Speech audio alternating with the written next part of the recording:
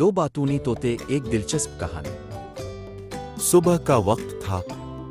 सूरज की सुनहरी रोशनी हल्के हल्के जंगल में फैल रही थी। हवा में रंग बरंगे फूलों की खुशबू थी और दरख्तों पर परिंदे चहचहाते हुए खुशी का समा बांध रहे थे। इस घने और खूबसूरत जंगल के बीच एक बड़ा और पुराना दरख्त था, जिसकी शाखों पर दो खूबसूरत तोते रंगीलो और चमकीलो रहते थे। रंगीलो एक बड़ा चमकदार सब्ज रंग का तोता था, जिसकी चोंच सुर्ख थी और उसके प्रों पर हल्के पीले रंग के निशानात थे। चमकीलो एक थोड़ा छोटा नीला तोता था, जिसके प्रों पर खूबसूरत जर्द और सफेद नक्श और निगार थे और उसकी आंखें हमेशा खुशी से चमक रही होती थी। एक दिन जब जंगल में सुबह की ताज़ा हवा चल रही थी और सूरज की किरणें दरख्तों के पत्तों से छन कर एक हुसैन नज़ारा पेश कर रही थी, तो रंगीलो ने पर फड़फड़ाते हुए कहा, चमकीलो, क्या तुम्हें ये जंगल खूबसूरत नहीं लगता?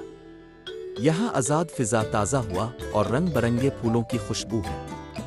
हम खुश नसीब हैं कि यहाँ रहते हैं। चमकीलो मुस्कुराते हुए बोला, हाँ दोस्त, वाकई। लेकिन क्या तुमने सोचा है कि असल खुशी सिर्फ हमारी नहीं होनी चाहिए? हमें दूसरे परिंदों को भी अपनी खुशियों में शामिल करना चाहिए।